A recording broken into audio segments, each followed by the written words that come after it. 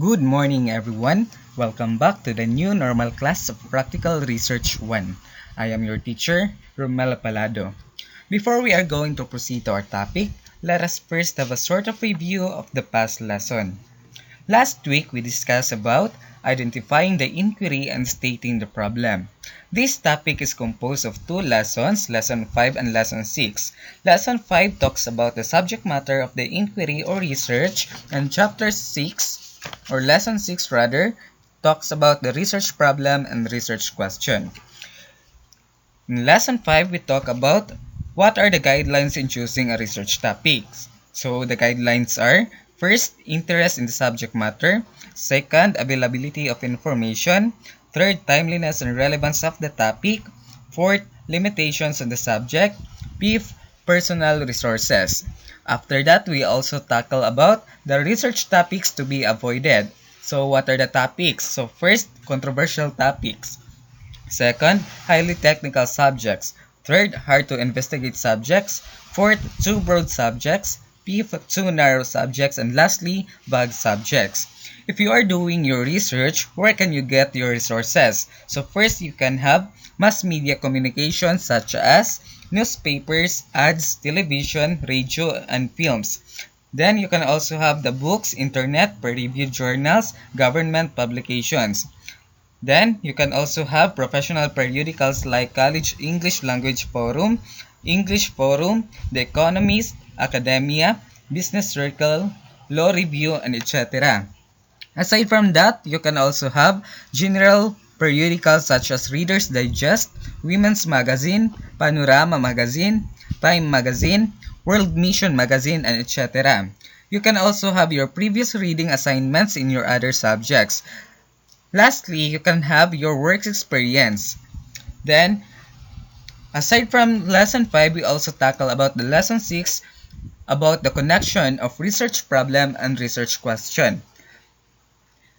From your topic, you can have your research problem. After that, you can select or you can have your research questions. So third, state-of-the-art review makes the researcher deal with the latest research studies on the subject. Fourth, expert review encourages a well-known expert to do RRL because of the influence of a certain ideology, paradigm, or belief on him or her. Lastly, scoping review prepares a situation for a future research work in the form of project making about community development, government policies, and health services, among others. Today, we will be discussing about the learning from others and reviewing the literature. You want to discover truths about an animate creature or inanimate thing you find wonderful or puzzling? Thinking speculatively, you tend to bombard your mind with varieties of questions about the object of your curiosity. Where do you get the answers to your questions? So get them from yourself and from other published works containing people's ideas, facts, and information about your subject matter. Aligning what you already know with what others know or have already done about your chosen topic indicates the timeliness and relevance of your work. Moreover, reading extensively about your subject matter enables you to obtain a rich background knowledge that will help you establish a good foundation or direction of your research work. This topic is composed of two lessons again. From Lesson 7, Review of Related Literature, and Lesson 8 rather, the process of review of related literature. Now let us define the term, what is literature? Literature is an oral or written record of man's significant experiences that are artistically conveyed in a prosaic manner. So what are those oral or written records? So for example, you can have essay, novel, journal, story, and biography. So that is literature. So according to Redley 2012, there are two types of man's perception. First, that is direct expressions of man's knowledge of the world are in books, periodicals, and online reading materials. Indirect expressions are his inferences or reflections of his surroundings that are not written or spoken at all. That is according to Ridley 2012. So what is RRL, or Review of Related Literature? So a RRL is an analysis of man's written or spoken knowledge of the world. You examine representations of man's thinking about the world to determine the connection of your research with what people already know about it.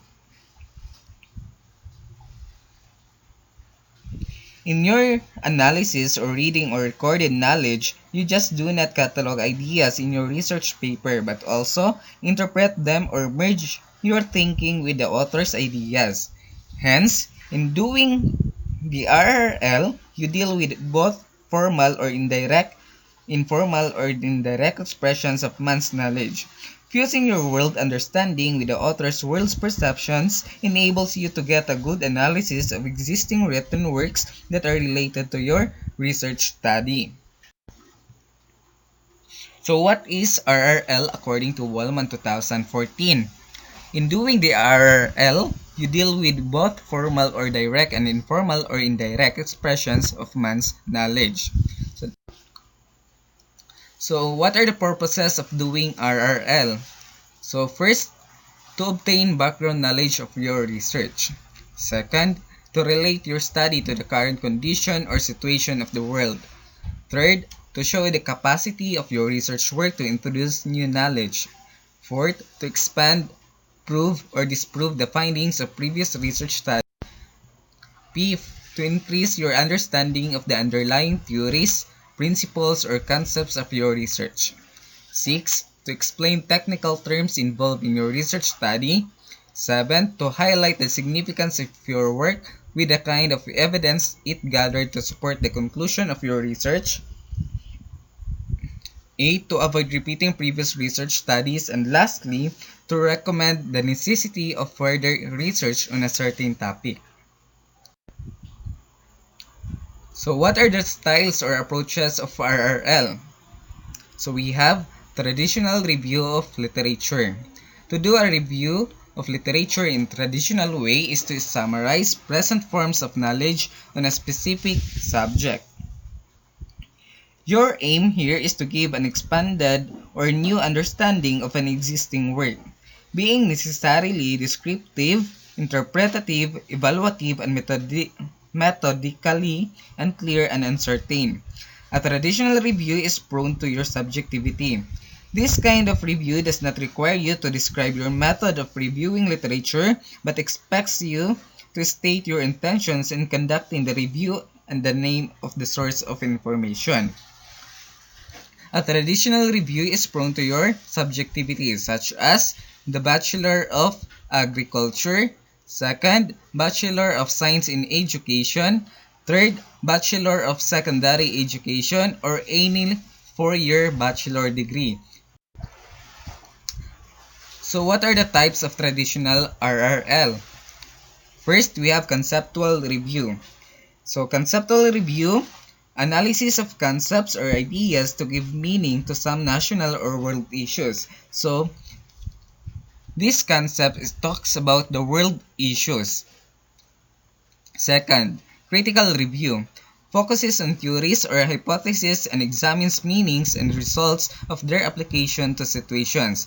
So in conceptual review, your point is all about the world issues, while in critical review, your focus is the theories or hypotheses that examines meanings and results of the application to situation. What are the styles or approaches of RRL? The second style is about the systematic review of literature. When we talk about systematic, it involves methodological or methods or steps in specific. So, the RRL steps according to Ridley 2012. First, have a clear understanding of the research questions. If you understand your research question, so you can have a connection to your research problem. Second, plan your manner of obtaining the data. So this is the most important, that you can plan on how to gather the data of doing your research. Third, do the literature search. So after that, using a certain standard. After doing your literature, you have to set your standards in selecting the research review. Next, determine the methodological soundness of the research studies. So what are the methods you are going to employ in doing your research? Last, summarize what you have gathered from various sources of data.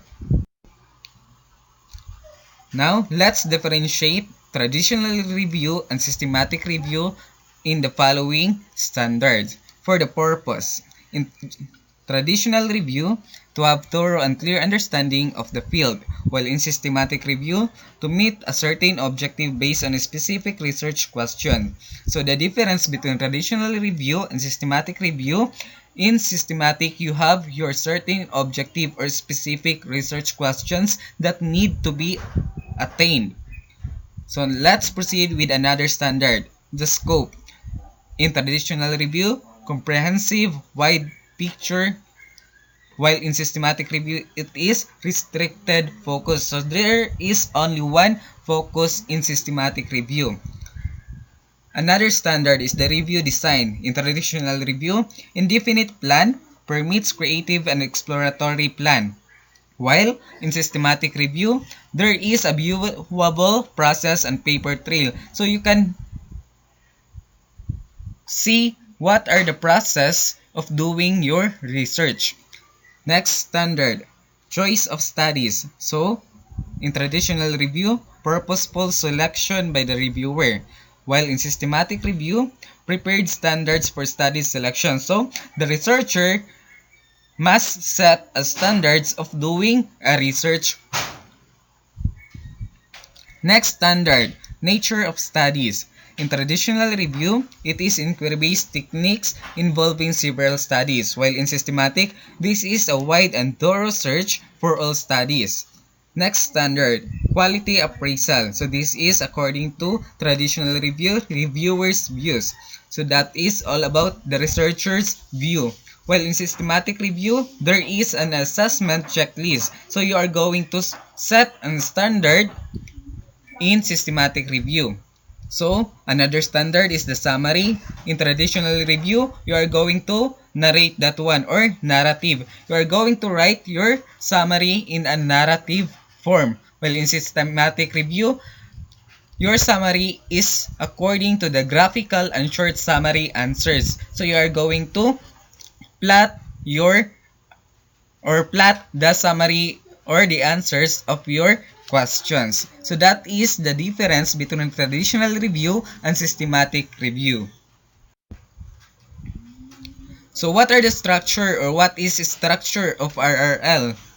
So the structure of the whole literature review indicates the organizational pattern or order of the components of the summary resembles that of an essay, where series of united sentences presents the RRL results.